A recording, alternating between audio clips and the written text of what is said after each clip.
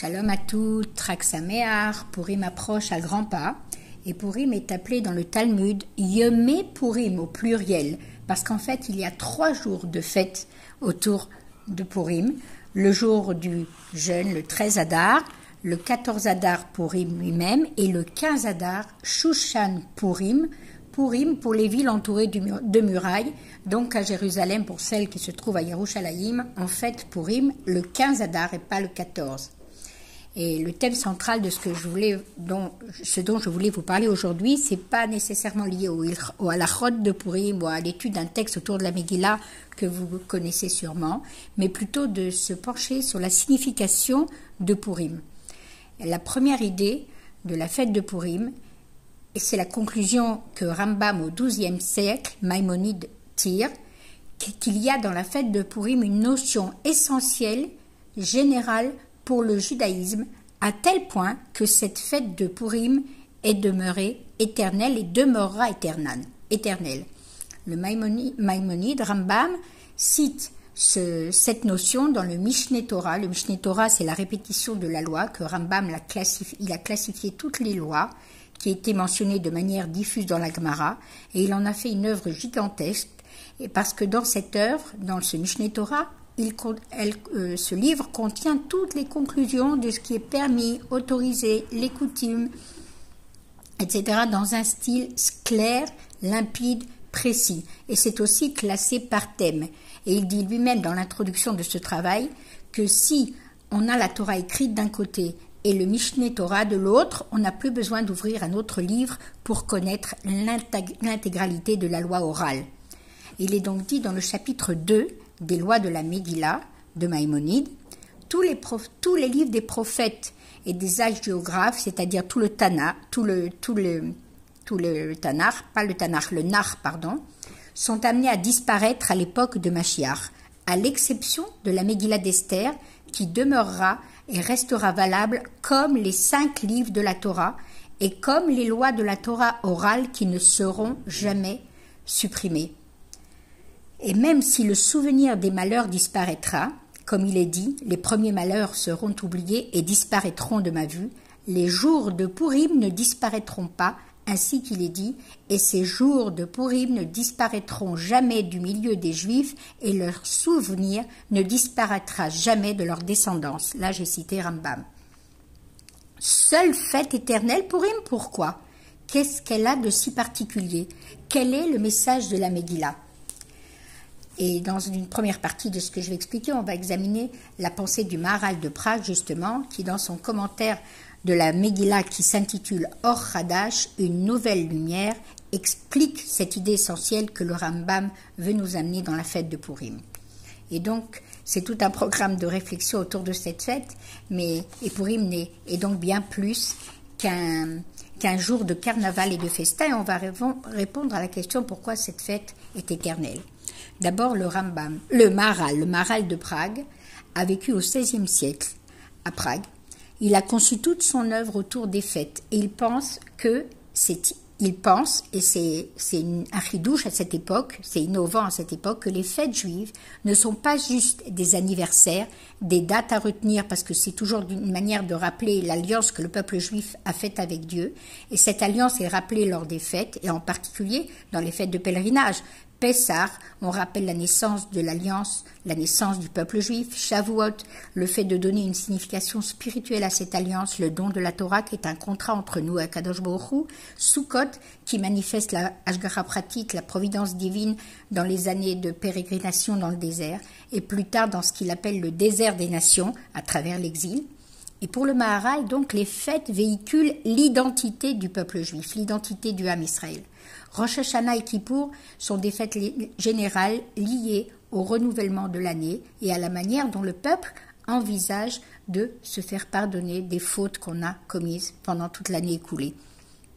Mais ces 5 fêtes dont on vient de parler sont mentionnées dans Vaïkra au chapitre 23 et sont ordonnées par la Torah elle-même, comme il est écrit « Ele Moadé Hashem », ces fêtes-là et pas d'autres. Pourtant, au cours de l'histoire, il y a eu d'autres fêtes qui se sont ajoutées, notamment Hanouka, Purim, et ça imposa un problème, car ce n'était pas écrit dans la Torah. Alors comment prendre cette décision? Est-ce qu'on peut inclure une nouvelle fête dans le calendrier? Comme on sait que la Torah, on n'a pas le droit ni de rajouter ni de retrancher quoi que ce soit. Le peuple a accepté ces fêtes, mais ça posait un problème à cette époque. Rappelons d'abord quelques données au sujet de l'événement de Pourim. En 586, il y eut la destruction du premier temple par Nabuchodonosor, qui entraîne l'exil de Babylonie.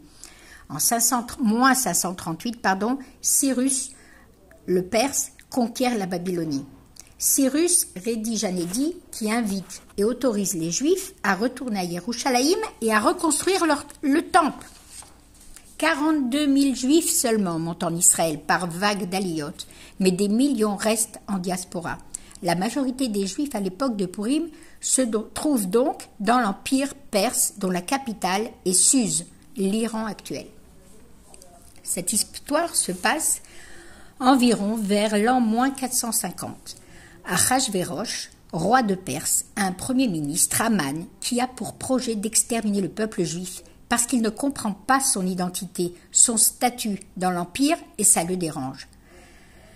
Il a dit à Achashvérosh, il y a un peuple, Mefourad ou Mefouzar, dans ton empire, il y a un peuple éparpillé dans ton empire. Ils ont des coutumes différentes des nôtres, une langue différente, ils n'ont pas un territoire à eux, ils ne forment donc pas une ethnie comme les autres peuples des 127 provinces qui sont gouvernées par Achashvérosh et qui s'étaient organisés et regroupés selon leur ethnie. Ils sont éparpillés et pourtant ne s'assimilent pas. Il n'y a par conséquent aucun intérêt à les garder dans l'Empire perse s'ils ne s'identifient pas aux Perses. Pour Aman Aracha, il y a deux solutions possibles. Soit ils abandonnent leur foi, soit il faut les exterminer. Il n'y a pas de troisième solution pour lui, et pourtant elle existe. La troisième solution, c'est de permettre à ce peuple de vivre en tant que juif dans une terre étrangère. Achashvérosh accepte facilement la requête d'Aman, qui lui dit qu'il remplirait les coffres du trésor en échange de son accord. Et donc, les dés sont jetés, et le 13 Adar devait avoir lieu l'extermination totale des Juifs de l'Empire perse. Revenons à notre problème.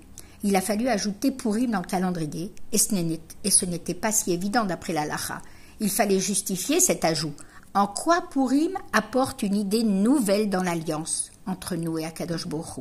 En quoi il y a eu une nouveauté dans l'identité juive qui s'est opérée avec cet événement, et en quoi c'est essentiel? Et le Maharal de Prague va tenter d'expliquer l'essence de cette fête à travers l'étude de quelques passages de l'Agbara. On essaiera également de montrer comment on peut lier les événements de Pourim aux événements de la Bible et du Tanakh, de l'ensemble des 24 livres de la Torah. Comment un texte où il n'est pas mentionné une seule fois le nom de Dieu comme dans la Megillah a-t-il pu être intégré dans le canon biblique qui comporte en tout 24 livres appelés livres saints? Et comment la Megillah a obtenu un statut de Gdusha, de sainteté équivalent à celui de la Torah? Et en plus, la Megillah, on doit l'écrire sur du parchemin, par un sofer, comme pour la Torah elle-même. Le premier texte que le Maharal interprète est tiré de la Gemara Megillah, traité Megillah 7a. Esther demande aux sages de l'époque « Qui vous nie la Doroth, fixez-moi comme fête pour les générations futures ». Esther demande qu'on intègre son histoire dans le calendrier juif, qu'on la fête et qu'on commémore ces événements chaque année. À cela, les sages répondent « Ce n'est pas si simple, qu'est-ce qui peut le justifier ? Si c'est un événement historique, il fait déjà partie de l'histoire générale, il figure dans les chroniques des Perses et des Mèdes. Et si c'est pour raconter la tentative échouée d'extermination du peuple juif, il n'y a pas d'idée nouvelle non plus. On connaît déjà l'histoire d'Amalek. Amalek existe depuis la naissance du peuple juif. Aman qui est un descendant d'Amalek, reproduit juste ce que son ancêtre a déjà essayé de faire à la sortie d'Égypte.